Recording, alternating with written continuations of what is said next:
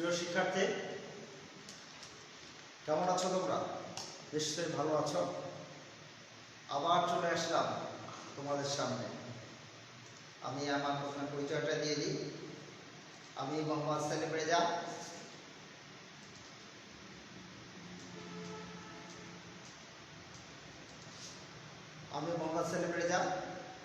Rajabari degree কলেজের অধ্যক্ষ। আবারও তোমাদের সামনে গল্প করতে চলে আসলাম। যাই হোক, এখন বেশি বেশি গল্প শুনতে হবে, বেশি বেশি গল্পের বই পড়তে হবে, বেশি বেশি মনকে চাঙ্গা রাখার জন্যে, সুস্থ থাকার জন্যে, মনকে ভালো রাখার জন্যে কাজ করতে হবে। যদি মন খারাপ করে বসে থাকো তাহলে কিন্তু শরীর ভালো চলবে না। তোমরা জানো যে বর্তমান বিশ্বে মহামারী করোনা ভাইরাসের প্রাদুর্ভাবে সারা পৃথিবী লক্ষ লক্ষ লোক মৃত্যুর মিছিলে সামিল হচ্ছে। তার বাইরে বাংলাদেশও নয়, বাংলাদেশেও অনেক সেই বিশ্বের মহামারী করোনা ভাইরাস অর্থাৎ কোভিড-19 মহামারী প্রাদুর্ভাবে শাহাদাত বরণ করেছে। আমরা তাদের প্রত্যেকে বুকের মাথাটা কামনা করি এবং যারা সুস্থ আছে তাদের সুস্থতা এবং রোগ মুক্তি কামনা করছি। ক্লাসের প্রথমে আমি বলি, আমার কলেজের দুইজন শিক্ষক, একজন পরিসংখ্যানের রমজান আলী এবং গণিতের শিক্ষক নীরেন্দ্রনাথ শাহ, তারা প্রায় 14 দিন যাবৎ জ্বর সর্দি কাশিতে ভুগছেন। যদিও তাদের টেস্ট করা হয়নি এবং বাড়িতে তারা আইসোলেশনে আছেন এবং এখন ভালো আছে।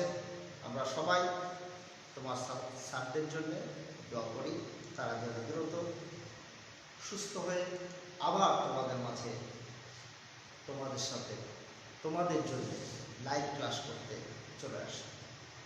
তোমরা সবাই দোয়া করবে, ইনশাআল্লাহ তারা দ্রুততার সাথে সুস্থতা লাভ করবে। প্রিয় শিক্ষার্থী,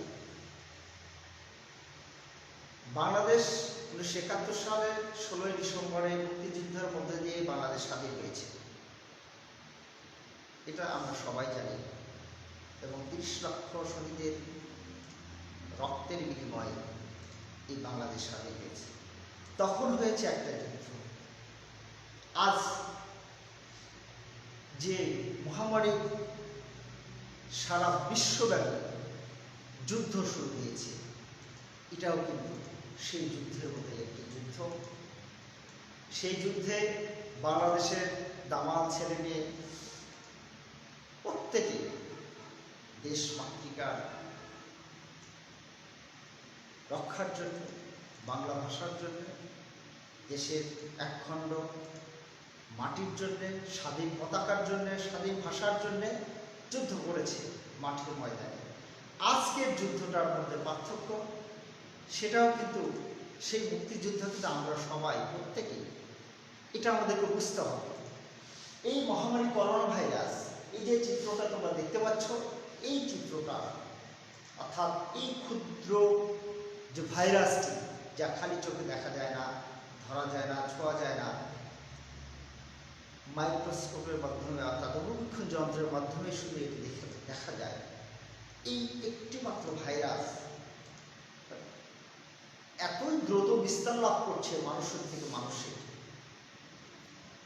এবং এই ভাইরাসটি আক্রান্ত হওয়ার সাথে সাথে 14 দিন, 15 দিন, 20 দিন, 24 দিনের মধ্যেই মানুষ তার দেহের রোগ প্রতিরোধক ক্ষমতা যদি খুব বেশ ভালো হয় তাহলে সে দ্রুত সুস্থ হয়ে আসছে, আর না হয় সে মৃত্যুর পরে পড়ছে। যাই হোক, এই যুদ্ধে আমরা প্রত্যেকেই কিন্তু সৈনিক। সেই সৈনিকের ভূমিকা আমাদেরকে পালন করতে হবে, তোমাদেরকে পালন করতে হবে, সারা বাংলাদেশের মানুষকে পালন করতে হবে। তবেই রক্ষা পাবে এই স্বাধীন বাংলাদেশ। যে তোমরা নিশ্চয়ই আমার সাথে একমত।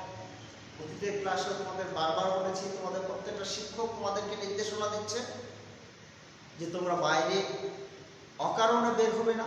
যদি বের হতে হয় তাহলে অবশ্যই মাস্ক ব্যবহার করবে এবং সামাজিক ডিস্টেন্স মেনে চলবে এবং বাড়ির সকলকে মাস্ক পরার জন্য তুমি বাধ্য করবে। কারণ এই মাস্কটা যদি আমরা পরি এবং বাইরে বের হই এবং বাহির থেকে এসে সাবান দিয়ে হাত মুখ ধুয়ে এবং নিজের কাপড় চোপড়গুলো আবার সাবান পানিতে কেচে এবং পরিষ্কার করে যদি আমি আবার বাসাতে অবস্থান করি, তাহলে এই ভাইরাসের হাত থেকে আমরা প্রত্যেকেই রক্ষা পাবো। এবং একজন পরিবারে আক্রান্ত হলে ওই পরিবারে কিন্তু প্রত্যেকেই এফেক্টেড হয়ে যাচ্ছে। কাজে তোমার পরিবার যদি সুস্থ থাকে, তোমার প্রতিবেশী সুস্থ থাকবে, তোমার প্রতিবেশী সুস্থ থাকলে তোমার গ্রাম সুস্থ থাকবে, আর তোমার গ্রাম সুস্থ থাকলে তোমার বাংলাদেশ সুস্থ থাকবে।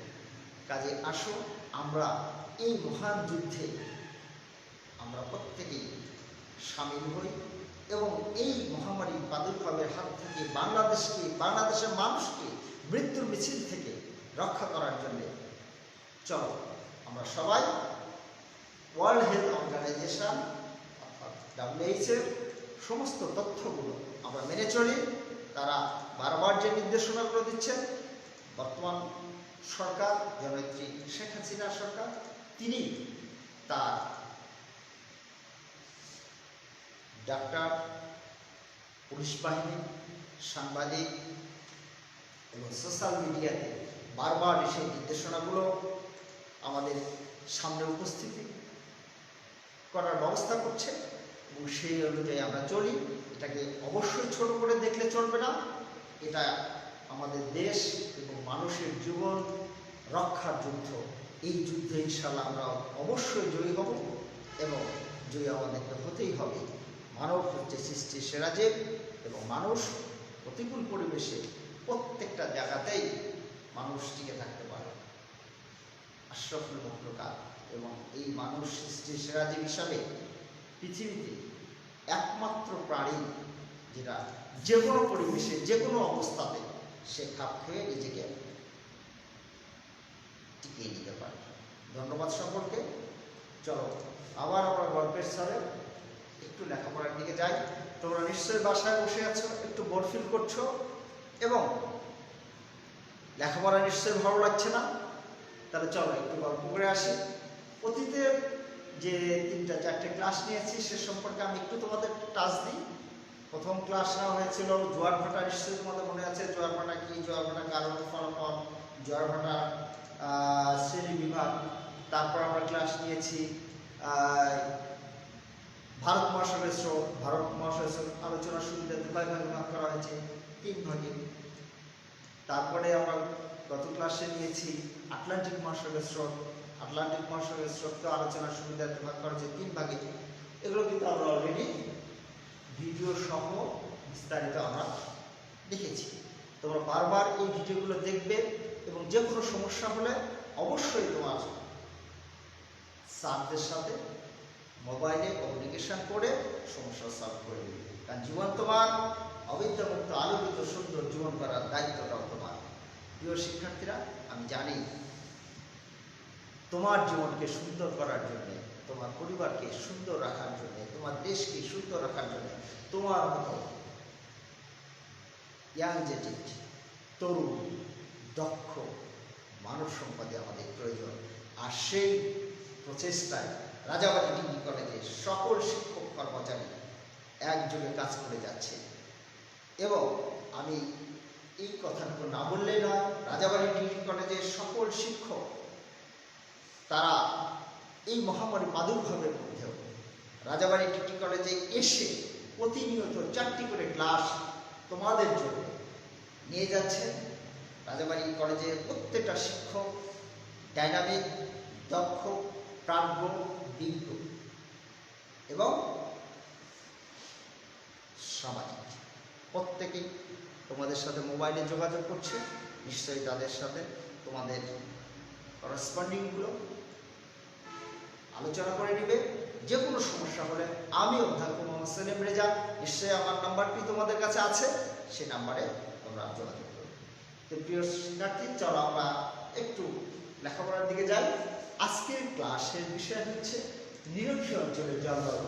এই নিরক্ষীয় অঞ্চলের জলবায়ুটা পড়ার পরে আমরা কি কি জানবো, একটা ছেলে কি বলতে পারবে, নিরক্ষীয় জলবায়ু সম্পর্কে কি অ্যান্সার করতে পারবে, কি জানতে পারবে, নিরক্ষীয় জলবায়ু কি, অর্থাৎ আবহাওয়া কি বা জলবায়ু কি, এটা তো নিশ্চয়ই আমাদেরকে জানতে হবে। নিরক্ষীয় অঞ্চলের জলবায়ু সংজ্ঞা দিতে পারবে, নিরক্ষীয় অঞ্চলের জলবায়ুটা কি সে সম্পর্কে বর্ণনা করতে পারবে, এবং নিরক্ষীয় অঞ্চলের জলবায়ুর বৈশিষ্ট্য সমূহ বর্ণনা করতে পারবে। তাহলে চলো এবার আমরা ক্লাসের তার আগে আমরা একটা ছোট্ট ভিডিও দেখে আসি।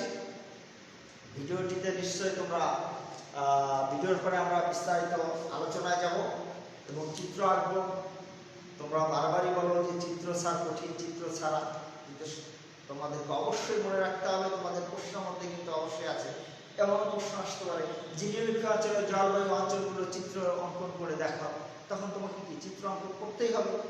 কাজে একটু ধৈর্য ধরে তোমরা আমার ক্লাসে থাকো, আমার লাইভ ক্লাসে থাকো, এবং যে কোনো সমস্যা হলে তোমাকে আমার কমেন্ট সেকশনে কমেন্টে জানাই দেবে, আমি তোমাদের সাথে আছি।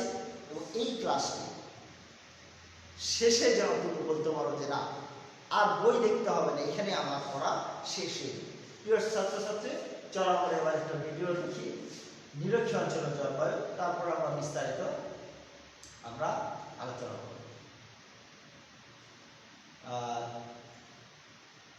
নিরক্ষীয় অঞ্চলের এই নিরক্ষীয় অঞ্চলের জলবায়ু তোমরা চিত্র দেখতে পাচ্ছ, তোমরা শুধু দেখে নাও। এই যে রেখাটা, এইটা হচ্ছে নিরক্ষ রেখা, আর উপরে যে রেখাটা আছে, প্রিয় শিক্ষার্থীরা তোমরা দেখতে পাচ্ছ যে ব্রাজিল,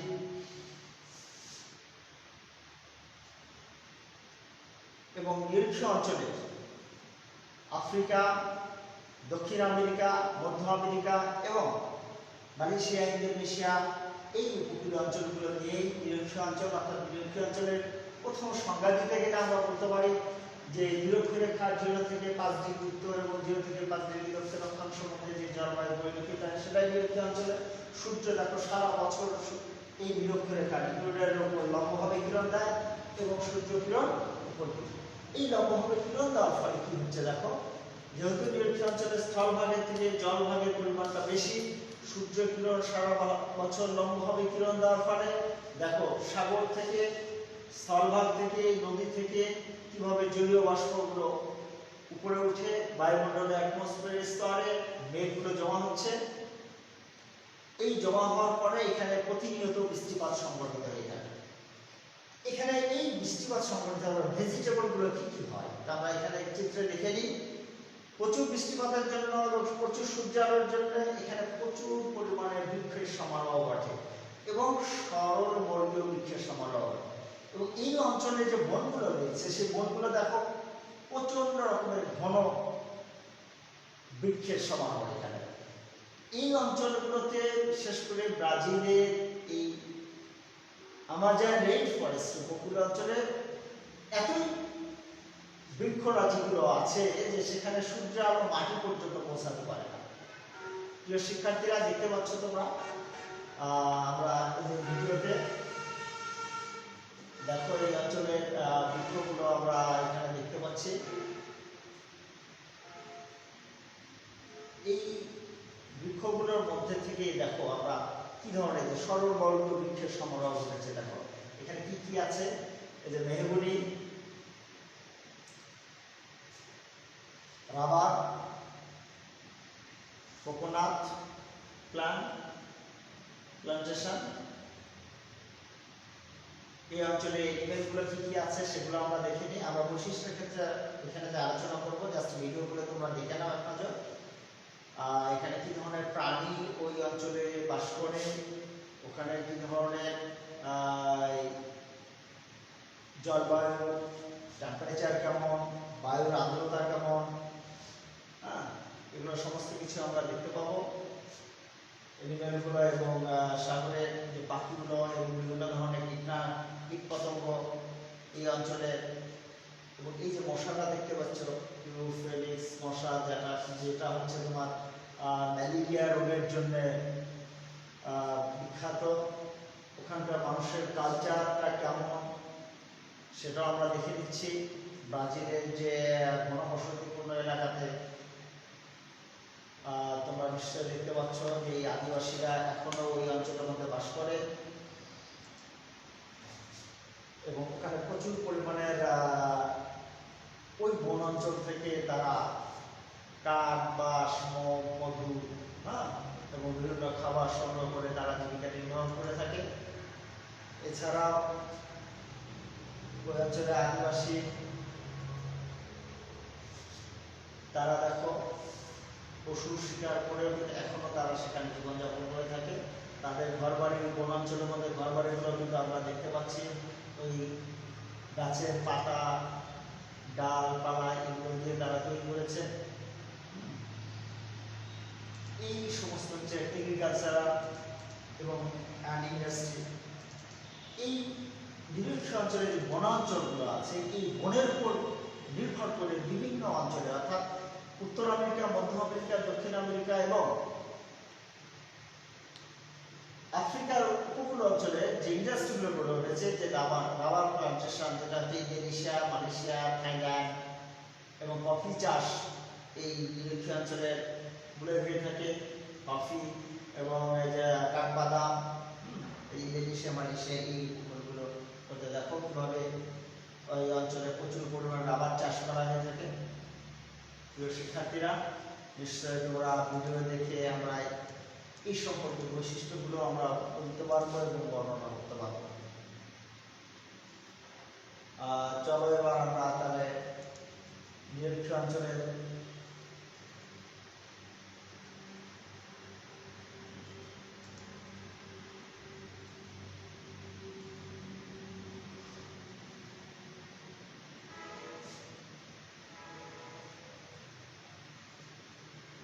এই অঞ্চলে নিরক্ষীয় অঞ্চল, এবার আমরা এখানে বৈশিষ্ট্যগুলো কিন্তু দেখতে পেলাম। নিরক্ষীয় অঞ্চলটা কি, নিরক্ষীয় অঞ্চলে কি ধরনের বৃষ্টিপাত হয়, কি ধরনের উদ্ভিদ জন্মে, কি ধরনের এনিমেল পাওয়া যায়, কি ধরনের বৃক্ষরাজির সমারোহ ঘটে, কি ধরনের ফসল উৎপন্ন হয়, ওখানকার মানুষের আচার আচরণ কীরকম, ওখানকার মানুষের কৃষিকাজ কী ধরনের কাজ করে থাকে, ওখানকার মন থেকে কী কী জিনিস সংগ্রহ করে তারা জীবিকা নির্বাহ করে থাকে, এগুলো সম্পর্কে কিন্তু আমরা ভিডিও থেকে জানতে পারলাম। এবার আমাদের একটা প্রশ্ন আসতে পারে, তোমাদের কিন্তু এই যে মানচিত্রটা দেখতে পাচ্ছি, মানচিত্রটা কিন্তু তোমাদেরকে অবশ্যই অঙ্কন করা শিখতে হবে। প্রিয় শিক্ষার্থীরা, তোমরা নিশ্চয়ই এবার আসো আমার সাথে একটু এই মানচিত্রটা আমরা দেখো তো কত অল্প সময়ের মধ্যে অঙ্কন করে ফেলতে পারি। এটা তোমরা অনেকেই দেখি ভয় পাও, এটা একটা আয়তক্ষেত্র আমরা এঁকে ফেললাম।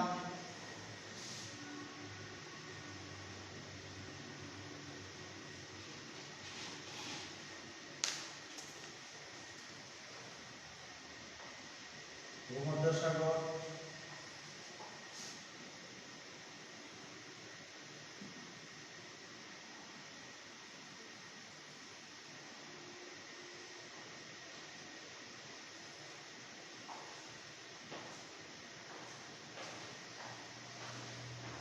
প্রিয় শিক্ষার্থীরা, তোমরা অলরেডি দেখতে পাচ্ছ, দেখো কতটুকু সময় লাগলো আমাদের এই মানচিত্র আঁকতে।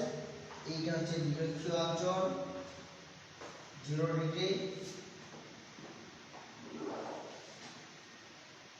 ইন্দোনেশিয়া, মালয়েশিয়া এবং জাপান।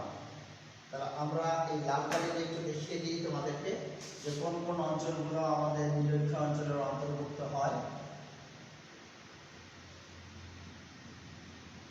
তোমরা নিশ্চয়ই দেখতে পাচ্ছ।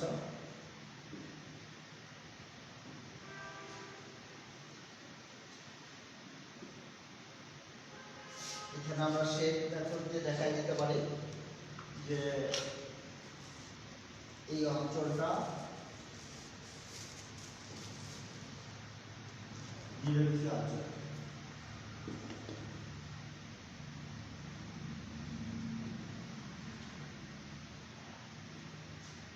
প্রিয় শিক্ষার্থীরা, আমরা কিন্তু দেখো কত অল্প সময়ের মধ্যে এই সেম চিত্রটা অঙ্কন করে ফেললাম। এখন তোমাদের প্রশ্ন আসতে পারে যে নিরক্ষীয় অঞ্চলের জলবায়ু কি, নিরক্ষীয় অঞ্চলের জলবায়ুর সংজ্ঞা দাও, নিরক্ষীয় অঞ্চলের জলবায়ুর মানচিত্রটি অঙ্কন করে দেখাও, বা নিরক্ষীয় অঞ্চলের অঞ্চলগুলো কোন কোন সেগুলো তোমরা দেখাও। তাহলে আমরা এখান থেকে দেখে নিই। দেখো নিরক্ষীয় অঞ্চলের সংজ্ঞা কিন্তু খুব সুন্দর ভাবে আমরা বলতে পারি, এটা মুখস্থ করার কিছু নাই। 0 থেকে 15 ডিগ্রি, এক একটা বইতে এক এক ধরনের সংজ্ঞায়িত করা আছে। 0 থেকে 15 ডিগ্রি উত্তর এবং 0 থেকে 15 ডিগ্রি দক্ষিণ অক্ষাংশের মধ্যে যে জলবায়ু পরিলক্ষিত হয় তাকে নিরক্ষীয় অঞ্চলের জলবায়ু বলে। এই যে তোমরা দাগগুলো দেখতে পাচ্ছ, এইটাকে বলা হয় নিরক্ষীয় অঞ্চল। আর এই যে ডট ডট করে যে রেখাটা আছে এটা হচ্ছে মটরক্রান্তি, আর নিচে যেটা লেখা আছে দক্ষিণ গোলার্ধে এটা হচ্ছে মটরক্রান্তি। আমরা এখানে এই ডট ডট করে এটা মটরক্রান্তি অঞ্চল দেখাই দিতে পারি। আর একটা হচ্ছে, তোমরা কিন্তু এখানে বেশ ভালো করেই যাবো। দেখো এটা উত্তর আমেরিকা, মধ্য আমেরিকা, দক্ষিণ আমেরিকা, গ্রিনল্যান্ড, এটা হচ্ছে ইউরোপ, এটা হচ্ছে এশিয়া, এটা হচ্ছে আফ্রিকা, এটা অস্ট্রেলিয়া, নিউজিল্যান্ড, এটা জাপান। দেখো এটা হচ্ছে অ্যান্টার্কটিকা। এখন যেহেতু আমরা ওই চিত্র ভিডিওতে দেখে আসলাম না যে নিরক্ষীয় অঞ্চলের উপর সূর্য সারা বছর লম্বভাবে কিরণ দেয়, এবং এই লম্বভাবে কিরণ দেওয়ার ফলে অর্থাৎ 0 থেকে 15 ডিগ্রি উত্তর এবং 0 থেকে 15 ডিগ্রি দক্ষিণ অক্ষাংশের মধ্যে যে জলবায়ু পরিলক্ষিত হয় তাকে নিরক্ষীয় অঞ্চলের জলবায়ু বলে। তাহলে নিরক্ষীয় অঞ্চলের জলবায়ুর সংজ্ঞা হয়ে গেল। নিরক্ষীয় অঞ্চলের জলবায়ুর সংজ্ঞা দেওয়ার পরে নিরক্ষীয় অঞ্চলগুলোকে মালয়েশিয়া, ইন্দোনেশিয়া, বাংলাদেশ এবং আফ্রিকার মধ্য উপকূল এবং ব্রাজিলের অর্থাৎ আমাজন রেইন ফরেস্ট, এই উপকূলীয় অঞ্চলগুলো হচ্ছে, এই দেশগুলো হচ্ছে নিরক্ষীয় অঞ্চলের জলবায়ু। তো নিরক্ষীয় অঞ্চলের জলবায়ুর আবহাওয়া কেমন হতে পারে, জলবায়ু কেমন হতে পারে, বায়ুর তাপমাত্রা কেমন হতে পারে, আর্দ্রতা কেমন হতে পারে। এবার আসো নিরক্ষীয় অঞ্চলের বৈশিষ্ট্য। বায়ু বিভাগ প্রবাহিত, যেহেতু এখানে সূর্য সারা বছর লম্বভাবে কিরণ দেয়, তোমার প্রিয় শিক্ষার্থীরা দেখতে পাচ্ছ স্থলভাগের থেকে, দেখো স্থলভাগের থেকে জলভাগের, এটা হচ্ছে আটলান্টিক মহাসাগর, এটা হচ্ছে প্যাসিফিক অর্থাৎ প্রশান্ত মহাসাগর, এবার প্রশান্ত মহাসাগর, এটা হচ্ছে ভারত মহাসাগর। তাহলে কিন্তু আমরা দেখতে পাচ্ছি যে নিরক্ষীয় অঞ্চলের জলবায়ুর প্রধান বৈশিষ্ট্য হচ্ছে এটা স্থলভাগের থেকে জলভাগের পরিমাণটা বেশি। স্থলভাগের থেকে জলভাগের পরিমাণ বেশি এবং সূর্য যেহেতু লম্বভাবে নিরক্ষরেখার উপর 0 ডিগ্রির উপর লম্বভাবে কিরণ দেয়, এই কিরণের ফলে এখানে কি হচ্ছে, প্রচুর পরিমাণের জলীয় বাষ্প এই সাগর থেকে পড়ে যাচ্ছে। যে বায়ুমণ্ডলে অ্যাটমসফিয়ারের স্তরে এই জলীয় বাষ্পগুলো ঘনীভূত হয়ে ক্ষুদ্র ক্ষুদ্র কণাগুলো মেঘ তৈরি হচ্ছে, মেঘ হয়ে এই অঞ্চলে বৃষ্টিপাত সংঘটিত হয়। তাহলে নিরক্ষীয় অঞ্চলের প্রধান বৈশিষ্ট্য হচ্ছে যে এখানে গ্রীষ্মকালে প্রচুর পরিমাণ বৃষ্টিপাত হয় এবং শীতকালে বৃষ্টিপাত হয় না বললেই চলে। গ্রীষ্মকালে যেহেতু প্রচুর পরিমাণ বৃষ্টিপাত হয় সেহেতু আকাশ মেঘ যুক্ত থাকে এবং প্রচুর পরিমাণ বজ্রপাত সংঘটিত হয়। তাহলে এখানে টেম্পারেচার 30 থেকে 35 ডিগ্রি সেলসিয়াস তাপমাত্রা বিরাজ করে। এই অঞ্চলে যেহেতু ধান এবং বৃক্ষ উৎপাদনের জন্য প্রধান হচ্ছে কাজ কি, যে প্রচুর পরিমাণে একটা বৃক্ষ বা উৎপাদনের ক্ষেত্রে প্রচুর পরিমাণে সূর্যালো দরকার এবং প্রচুর পরিমাণে পানির জলের যোগানের দরকার। তাহলে এই নিরক্ষীয় অঞ্চলে কিন্তু প্রচুর পরিমাণে সূর্য আলো আছে এবং বৃষ্টিপাত আছে। যেহেতু নিরক্ষীয় অঞ্চলে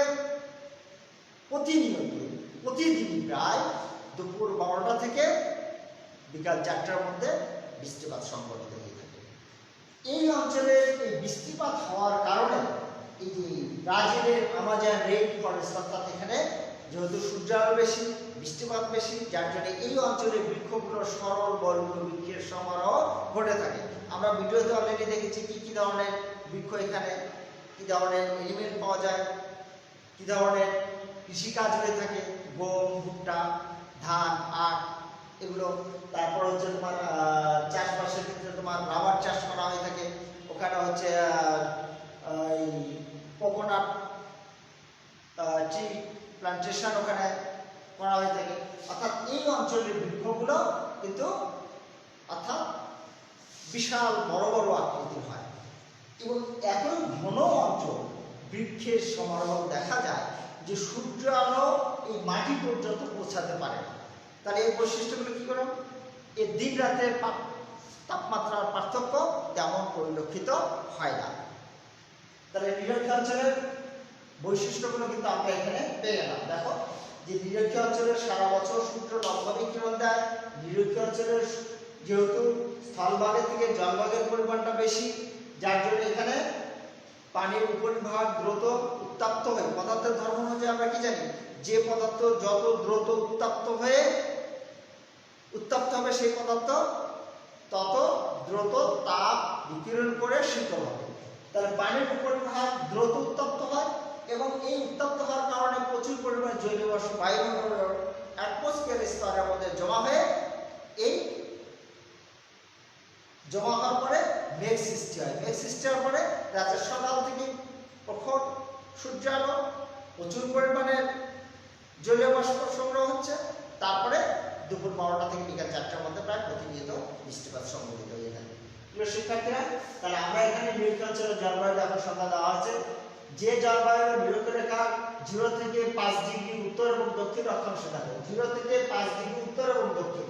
তুমি যদি বলো 0 থেকে 15 ডিগ্রি উত্তর এবং 15 ডিগ্রি দক্ষিণ অক্ষাংশের মধ্যে যে জলবায়ু পরিলক্ষিত হয় তাকেই বলা হয় নিরক্ষীয় অঞ্চলের জলবায়ু। নিরক্ষীয় অঞ্চলের জলবায়ু এখানে স্থলভাগের থেকে জলভাগের পরিমাণটা বেশি। কোন কোন অঞ্চল দিয়ে এই অঞ্চল অর্থাৎ মালয়েশিয়া, ইন্দোনেশিয়া, আফ্রিকার মধ্য উপকূল এবং ব্রাজিলের উপকূল অঞ্চলে আমাদের রেইন ফরেস্ট, এই উপকূল অঞ্চলগুলোতে নিরক্ষীয় অঞ্চলের জলবায়ু দেখা যায়। দেখো নিরক্ষীয় অঞ্চলের জলবায়ুর বৈশিষ্ট্যগুলো ভালো করে দেখো। আমরা যে ভিডিওতে দেখেছি যে নিরক্ষীয় অঞ্চলের জলবায়ু প্রধানত নিরক্ষীয় নিম্নচাপ বলয় দ্বারা প্রভাবিত হয়ে থাকে। এই অঞ্চলের সূর্য সারা বছর লম্বা বিকিরণ দেয় বলে দিন রাতের দৈর্ঘ্যের পার্থক্য প্রায় একই রকম থাকে। জানুয়ারি এবং জুলাই মাসের তাপমাত্রার পার্থক্য নেই বললেই চলে। তাহলে বায়ু তাপটা কেমন থাকে? নিরক্ষীয় অঞ্চলের সূর্যের সারা বছর লম্বা বিকিরণ দেয়, দিন ভাগের দৈর্ঘ্যের সারা বছর প্রায় সমান থাকে বলে এই অঞ্চলের তাপমাত্রা সারা বছর একই ধরনের থাকে এবং বিভিন্ন মাসে তাপমাত্রার পার্থক্য কম হয়। বার্ষিক তাপমাত্রা 22 থেকে 34 ডিগ্রি সেলসিয়াস। সারা বছর সমানভাবে অধিক তাপমাত্রা এবং সর্বোচ্চ এবং সর্বনিম্ন তাপমাত্রা পার্থক্য প্রায় 30 ডিগ্রি সেলসিয়াস। বায়ুচাপ নিরক্ষীয় অঞ্চলের জলবায়ু দেখো বায়ুচাপটা কি ধরনের। নিরক্ষীয় অঞ্চলের তাপমাত্রা পরিবর্তনের হার খুব কম বলে এখানে বায়ু চাপের পরিবর্তন কম হয়ে থাকে। তাই এখানে বায়ুর চাপ প্রবাহ নিম্ন চাপের অর্থাৎ অত্যাধিক তাপের জন্য বায়ু সর্বদা পরিচালিত প্রক্রিয়ায় চলতে থাকে এবং স্থায়ীভাবে নিম্নচাপ বিরাজ করে থাকে। বায়ু প্রবাহ নিরক্ষীয় অঞ্চলের উত্তর এবং পূর্ব এবং দক্ষিণ পূর্ব আয়ন বায়ু এখানে ঊর্ধ্বগামী হয়ে থাকে। এই ঊর্ধ্বগামী আয়ন বায়ু এবং আর্দ্র বায়ু দ্রুত উপর দিকে উঠে গিয়ে ঘনীভূত হয়ে বৃষ্টিপাত সংঘটিত হয়ে থাকে। বৃষ্টিপাত নিরক্ষীয় অঞ্চলের জলভাগ অধিক হওয়ায় সারা বছর সূর্য তাপ এবং পানি বাষ্পীভূত হয়ে উপরে উঠে যায়। এই বায়ু পরিচালন প্রক্রিয়ায় ঊর্ধ্ব প্রসারিত হয় এবং শীতল হয়ে বিকেলের মধ্যে বৃষ্টিপাত সংঘটিত হয় এবং বার্ষিক গড় বৃষ্টিপাত 150 থেকে 250 সেন্টিমিটার এখানে প্রতিদিনই প্রায় বৃষ্টিপাত সংঘটিত হয়ে থাকে। কি কি ধরনের উদ্ভিদ দেখো আমরা এখানে দেখেছি। সারা বছর ধরে প্রচুর বৃষ্টিপাত এবং অধিক তাপের জন্য এই অঞ্চলে পত্রযুক্ত চিরহরিৎ পত্রযুক্ত বৃক্ষের সমারোহ ঘটে থাকে। এই গাছগুলো খুব উঁচু এবং ঘন এবং সূর্যের আলোর নিচে পৌঁছাতে পারে না। আমরা কিন্তু অলরেডি বলেছি। মাটি কি ধরনের? নিরক্ষীয় অঞ্চলের নিরক্ষীয় অঞ্চলে প্রচুর বৃষ্টিপাত হওয়ার কারণে মাটি সব সময় ভিজা থাকে এবং নরম থাকে। এই মাটি বেশ উর্বর নয়। স্থান এবং বিশেষে লাল মৃত্তিকা, চুন জাতীয় এবং আগ্নেয় শিলায় দ্বারা গঠিত। জীবজন্তু কি ধরনের? আমরা অলরেডি ভিডিওতে দেখেছি। এই অঞ্চলের বনে বৃক্ষরাজি এবং জীবজন্তুর সংখ্যা বেশি, কারণ নিবিড় অরণ্যের কারণে পদচারী পশু চলাফেরা করতে পারে না। এখানে পাখি, গেঁচো সাপ, বানর, গরিলা প্রভৃতি বৃক্ষরাজি প্রাণীর সমারোহ ঘটে থাকে। প্রিয় শিক্ষার্থী, এবার আসো আমি একটু এখান থেকে আমরা বলি, দেখো আমরা কিন্তু আয়ন বায়ু এবং প্রত্যয়ন বায়ু তোমরা কিন্তু জানো। আয়ন বায়ু কোথায় এবং প্রত্যয়ন বায়ু কোথায়, বাণিজ্যিক বায়ু কোথায় বা পশ্চিমা বায়ু কোথায়। দেখো এটা কিন্তু নিরক্ষীয় অঞ্চল। এই নিরক্ষীয় অঞ্চলে, এই অঞ্চলগুলো কিন্তু নিরক্ষীয় অঞ্চলে পৃথিবীতে ভূমধ্যসাগরীয় অঞ্চল এবং নিরক্ষীয় অঞ্চল, এটা কিন্তু আমাদের ইন্টারমিডিয়েট সিলেবাসের অন্তর্ভুক্ত। এছাড়া কিন্তু আমরা এই যে উত্তর এবং দক্ষিণ গোলার্ধের, এখানকার উত্তর গোলার্ধের জলবায়ু এবং দক্ষিণ গোলার্ধের জলবায়ু, ভূমধ্যসাগরীয় জলবায়ু এবং নিরক্ষীয় জলবায়ু, এই যে জলবায়ু যে ক্লাসিফিকেশন, তার মধ্যে আজকে আমরা যেটা আলোচনা করছি যে নিরক্ষীয় অঞ্চল জলবায়ু। এই জলবায়ু দেখো আমরা ওখানে বায়ু প্রবাহ, অর্থাৎ সূর্য সারা বছর লম্বাভাবে কিরণ দেওয়ার ফলে এই বায়ুটা কি করছে, পশ্চিম দিক থেকে দক্ষিণ দিকে যাচ্ছে, আর এখান থেকে বায়ুটা দক্ষিণ দিক থেকে পশ্চিম দিকে যাচ্ছে, যার জন্য এই অঞ্চলে সূর্য তাপের ফলে প্রচুর পরিমাণে জলীয় বাষ্প আয়ন বায়ু দ্বারা প্রবাহিত হয়ে এই নিরক্ষীয় অঞ্চলের উপরে বায়ুমণ্ডলের অ্যাটমসফিয়ারের স্তরে যে প্রচুর পরিমাণে ক্ষুদ্র ক্ষুদ্র জলরাশি বা ওয়াটার ভেসেলগুলো কণায় কণায় যুক্ত হয়ে বায়ুমণ্ডলের অ্যাটমসফিয়ারের স্তরে যখন বড় আকৃতির হয়, তখন দুপুরের দিকে এখানে প্রচুর পরিমাণ বৃষ্টিপাত সংঘটিত হয়। প্রিয় শিক্ষার্থীরা, এই নিরক্ষীয় অঞ্চলের জলবায়ু অর্থাৎ আমরা সংজ্ঞা শিখলাম।